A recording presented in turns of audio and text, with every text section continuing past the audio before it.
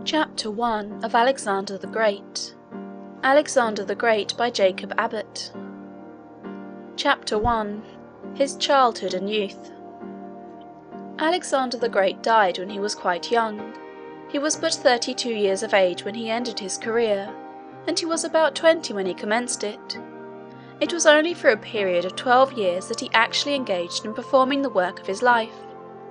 Napoleon was nearly 3 times as long on the great field of human action. Notwithstanding the briefness of Alexander's career, he ran through, during that short period, a very brilliant series of exploits, which was so bold, so romantic, and which led him into such adventures and scenes of the greatest magnificence and splendour, that all the world looked on with astonishment then, and mankind have continued to read the story since, from age to age, with the greatest interest and attention. The secret of Alexander's success was his character. He possessed a certain combination of mental and personal attractions, which, in every age, gives to those who exhibit it a mysterious and almost unbounded ascendancy over all within their influence. Alexander was characterized by these qualities in a very remarkable degree. He was finely formed in person, and very prepossessing in his manners. He was active, athletic, and full of ardour and enthusiasm in all that he did. At the same time he was calm, collected, and considerate in emergencies requiring caution, and thoughtful and far-seeing in respect to the bearings and consequences of his acts. He formed strong attachments, was grateful for kindness shown to him, considerate in respect to the feelings of all who were connected with him in any way, faithful to his friends, and generous towards his foes.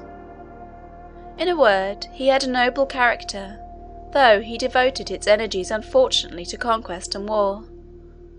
He lived, in fact, in an age when great personal and mental powers had scarcely any other field for their exercise than this.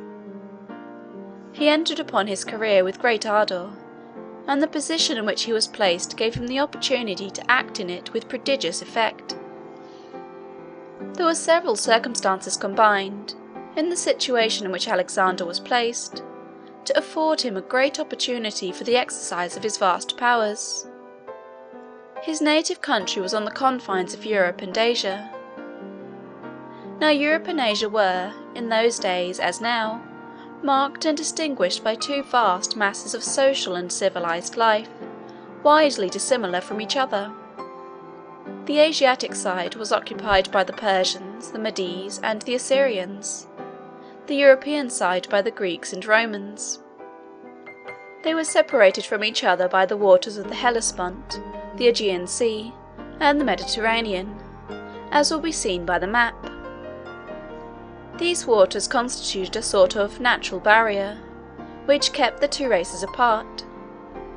The races formed, accordingly, 2 vast organisations, distinct and widely different from each other, and of course rivals and enemies. It is hard to say whether the Asiatic or European civilization was the highest. The 2 were so different that it is difficult to compare them.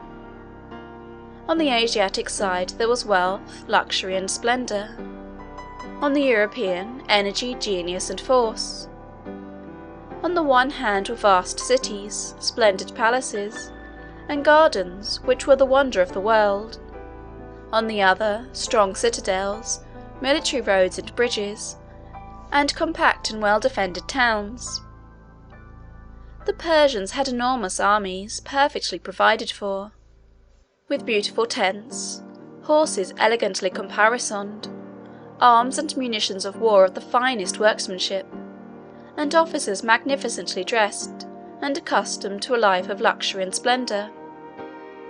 The Greeks and Romans, on the other hand, prided themselves in their compact bodies of troop, inured to hardship and thoroughly disciplined. Their officers gloried not in luxury and parade, but in the courage, the steadiness, and implicit obedience of their troops, and in their own science, skill, and powers of military calculation. Thus there was a great difference in the whole system of social and military organisation in these 2 quarters of the globe. Now Alexander was born the heir to the throne of one of the Grecian kingdoms. He possessed, in a very remarkable degree, the energy and enterprise and military skill so characteristic of the Greeks and Romans. He organized armies, crossed the boundary between Europe and Asia, and spent the 12 years of his career in a most triumphant military incursion into the very centre of the seat of Asiatic power, destroying the Asiatic armies, conquering the most splendid cities, defeating or taking captive the kings and princes and generals that opposed his progress. The whole world looked on with wonder to see such a course of conquest, pursued so successfully by so young a man, and with so small an army, gaining continual victories as it did over such vast numbers of foes, and making conquests of such accumulated treasures of wealth and splendour. The name of Alexander's father was Philip. The kingdom over which he reigned was called Macedon. Macedon was in the northern part of Greece. It was a kingdom about twice as large as the state of Massachusetts, and 1/3 as large as the state of New York. The name of Alexander's mother was Olympias. She was the daughter of the king of Epirus, which was a kingdom somewhat smaller than Macedon, and lying westward of it. Both Macedon and Epirus will be found upon the map at the commencement of this volume. Olympias was a woman of very strong and determined character. Alexander seemed to inherit her energy, though in his case it was combined with other qualities of a more attractive character, which his mother did not possess. He was, of course, as the young prince, a very important personage in his father's court. Everyone knew that at his father's death he would become king of Macedon, and he was consequently the object of a great deal of care and attention.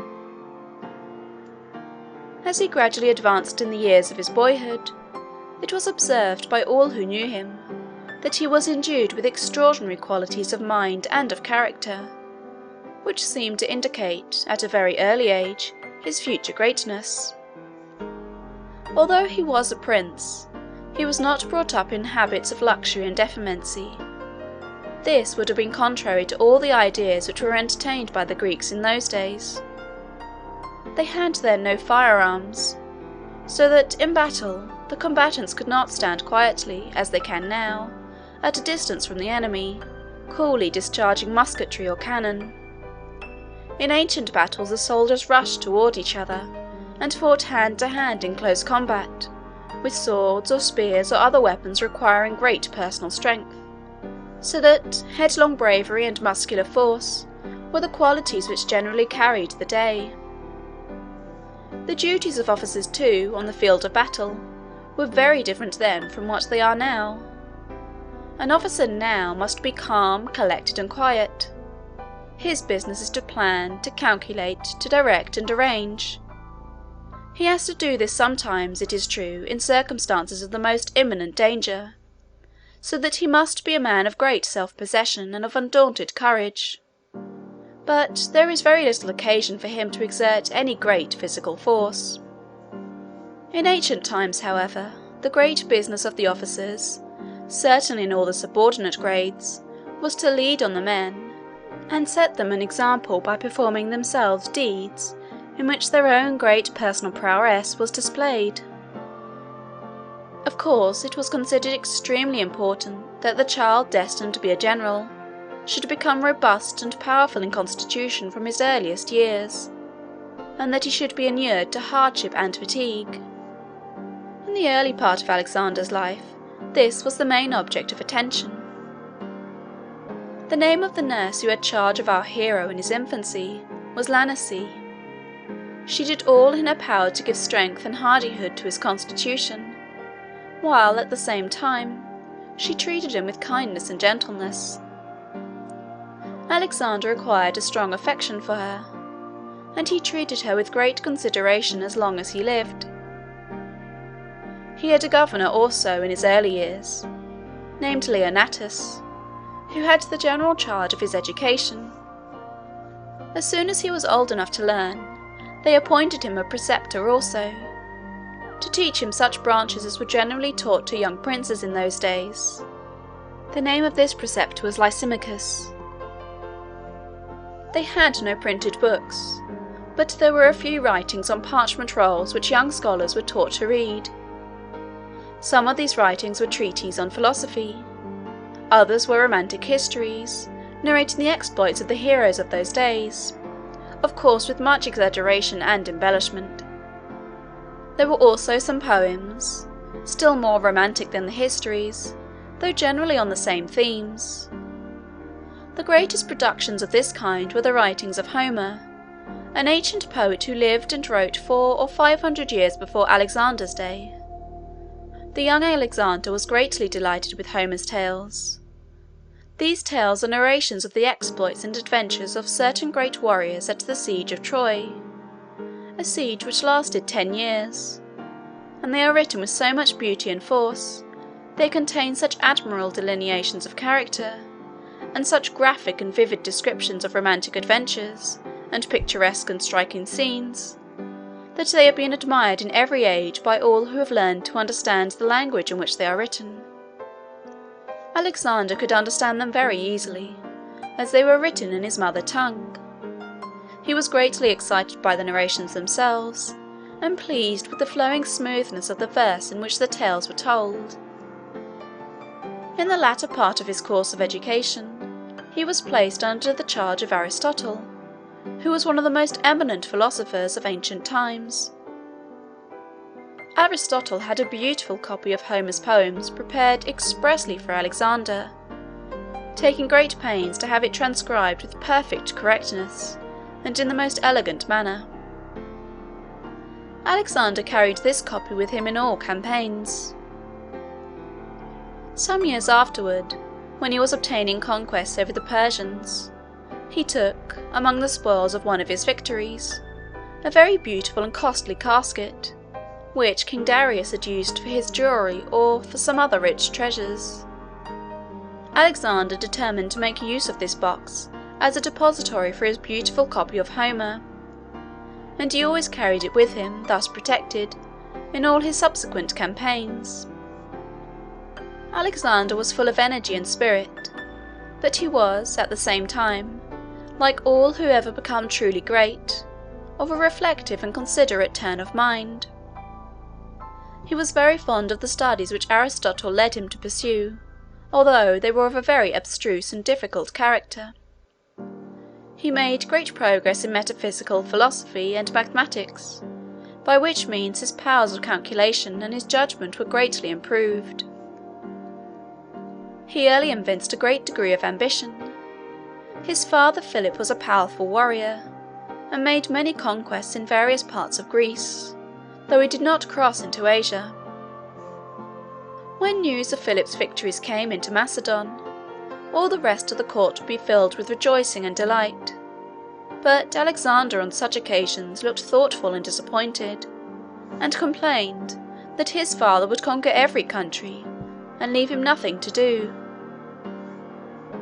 At one time some ambassadors from the Persian court arrived in Macedon when Philip was away. These ambassadors saw Alexander, of course, and had opportunities to converse with him.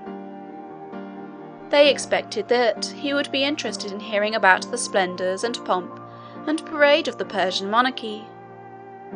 They had stories to tell him about the famous hanging gardens, which were artificially constructed in the most magnificent manner, on arches raised high in the air, and about a vine made of gold, with all sorts of precious stones upon it instead of fruit, which was wrought as an ornament over the throne on which the king of Persia often gave audience, of the splendid palaces and vast cities of the Persians, and the banquets and fetes and magnificent entertainments and celebrations which they used to have there.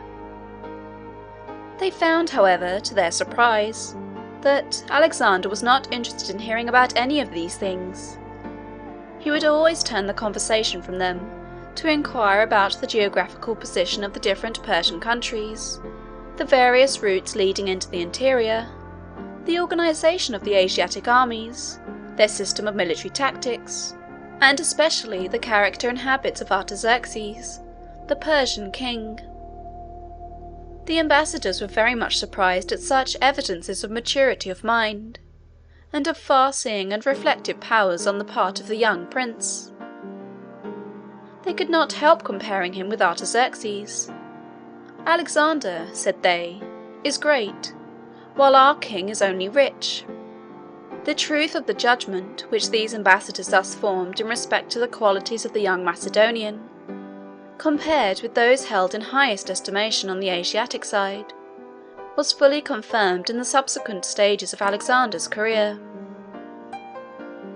In fact, this combination of a calm and calculating thoughtfulness, with the ardour and energy which formed the basis of his character, was one great secret of Alexander's success. The story of Bucephalus, his famous horse, illustrates this in a very striking manner. This animal was a war horse of very spirited character, which had been sent as a present to Philip while Alexander was young. They took the horse out into one of the parks connected with the palace, and the king, together with many of his courtiers, went out to view him. The horse pranced about in a very furious manner, and seemed entirely unmanageable. No one dared to mount him. Philip, instead of being gratified at the present, was rather disposed to be displeased that they had sent him an animal of so fiery and apparently vicious a nature that nobody dared to attempt to subdue him. In the meantime, while all the other bystanders were joining in the general condemnation of the horse, Alexander stood quietly by, watching his motions and attentively studying his character. He perceived that a part of the difficulty was caused by the agitations which the horse experienced in so strange and new a scene, and that he appeared also to be somewhat frightened by his own shadow, which happened at that time to be thrown very strongly and distinctly upon the ground. He saw other indications also that the high excitement which the horse felt was not viciousness, but the excess of noble and generous impulses. It was courage, ardour, and the consciousness of great nerves and muscular power. Philip had decided that the horse was useless, and had given orders to have him sent back to Thessaly, whence he came. Alexander was very much concerned at the prospect of losing so fine an animal. He begged his father to allow him to make the experiment of mounting him. Philip at first refused, thinking it very presumptuous for such a youth to attempt to subdue an animal so vicious that all his experienced horsemen and grooms condemned him. However, he at length consented. Alexander went up to the horse and took hold of his bridle. He patted him upon the neck and soothed him with his voice, showing at the same time, by his easy and unconcerned manner, that he was not in the least afraid of him. A spirited horse knows immediately when one approaches him in a timid or cautious manner. He appears to look with contempt on such a master, and to determine not to submit to him. On the contrary, horses seem to love to yield obedience to man, when the individual who exerts the obedience possesses those qualities of coolness and courage which their instincts enable them to appreciate. At any rate, Bucephalus was calmed and subdued by the presence of Alexander. He allowed himself to be caressed. Alexander turned his head in such a direction as to prevent his seeing his shadow. He quietly and gently laid off a sort of cloak which he wore, and sprang upon the horse's back. Then, instead of attempting to restrain him, and worrying and checking him by useless efforts to hold him in, he gave him the rein freely, and animated and encouraged him with his voice, so that the horse flew across the plains at the top of his speed, the king and courtiers looking on, at first with fear and trembling, but soon afterward with feelings of the greatest admiration and pleasure. After the horse had satisfied himself with his run, it was easy to rein him in, and Alexander returned with him in safety to the king. The courtiers overwhelmed him with their praises and congratulations. Philip commended him very highly. He told him that he deserved a larger kingdom than Macedon to govern. Alexander's judgment of the true character of the horse proved to be correct. he became very tractable and docile, yielding a ready submission to his master in everything. He would kneel upon his forelegs at Alexander's command, in order that he might mount more easily. Alexander retained him for a long time, and made him his favourite war-horse. A great many stories are related by the historians of those days of his sagacity and his feats of war. Whenever he was equipped for the field with his military trappings, he seemed to be highly elated with pride and pleasure, and at such times he would not allow anyone but Alexander to mount him. What became of him at last is not certainly known. There are two accounts of his end. One is, that on a certain occasion Alexander got carried too far into the midst of his enemies, on a battlefield, and that, after fighting desperately for some time, Bucephalus made the most extreme exertions to carry him away. He was severely wounded again and again, and though his strength was nearly gone, he would not stop, but pressed forward till he had carried his master away to a place of safety, and that then he hopped down exhausted and died. It may be, however, that he did not actually die at this time, but slowly recovered, for some historians relate that he lived to be 30 years old, which is quite an old age for a horse, and that he then died. Alexander caused him to be buried with great ceremony, and built a small city upon the spot in honour of his memory. The name of this city was Bucephalia. Alexander's character matured rapidly, and he began very early to act the part of a man. When he was only 16 years of age, his father, Philip, made him regent of Macedon, while he was absent on a great military campaign among the other states of Greece. Without doubt Alexander had, in this regency, the counsel and aid of high officers of state of great experience and ability. He acted, however, himself in this high position with great energy and with complete success, and at the same time with all that modesty of deportment and that delicate consideration for the officers under him, who, though inferior in rank, were yet his superiors in age and experience, which his position rendered proper, but which few persons so young as he would have manifested in circumstances so well calculated to awaken the feelings of vanity and elation. Afterward, when Alexander was about 18 years old, his father took him with him on a campaign toward the south, during which Philip fought one of his great battles at Chaeronea in Boeotia. In the arrangements for this battle, Philip gave the command of one of the wings of the army to Alexander, while he reserved the other for himself. He felt some solicitude in giving his young son so important a charge, but he endeavoured to guard against the danger of an unfortunate result by putting the ablest generals on Alexander's side, while he reserved those on whom he could place less reliance for his own. Thus organised, the army went into battle. Philip soon ceased to feel any solicitude for Alexander's part of the duty. Boy as he was, the young prince acted with the utmost bravery, coolness, and discretion. The wing which he commanded was victorious, and Philip was obliged to urge himself and the officers with him to greater exertions, to avoid being outdone by his son. In the end, Philip was completely victorious, and the result of this great battle was to make his power paramount and supreme over all the states of Greece. Notwithstanding, however, the extraordinary discretion and wisdom which characterized the mind of Alexander in his early years, he was often haughty and headstrong, and in cases where his pride or his resentment was aroused, he was sometimes found very impetuous and uncontrollable. His mother Olympias was of a haughty and imperious temper, and she quarrelled with her husband, King Philip. Or perhaps it ought rather to be said that he quarrelled with her.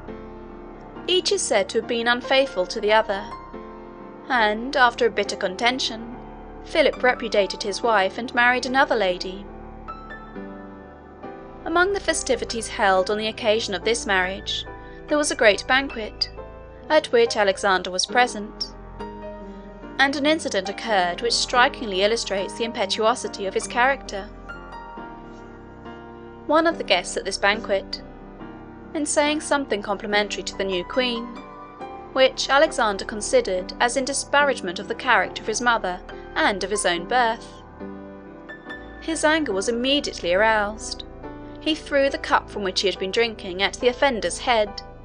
Attalus, for this was his name, threw his cup at Alexander in return. The guests at the table where they were sitting rose, and a scene of uproar and confusion ensued. Philip, incensed at such an interruption of the order and harmony of the wedding feast, drew his sword and rushed toward Alexander, but by some accident he stumbled and fell upon the floor. Alexander looked upon his fallen father with contempt and scorn, and exclaimed, "What a fine hero the states of Greece have to lead their armies! A man that cannot get across the floor without tumbling down." He then turned away and left the palace.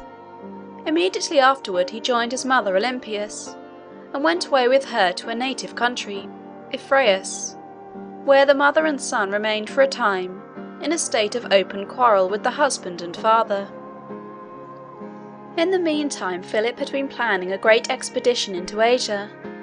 He had arranged the affairs of his own kingdom, and had formed a strong combination among the states of Greece, by which powerful armies had been raised, and he had been designated to command them. His mind was very intently engaged in his vast enterprise.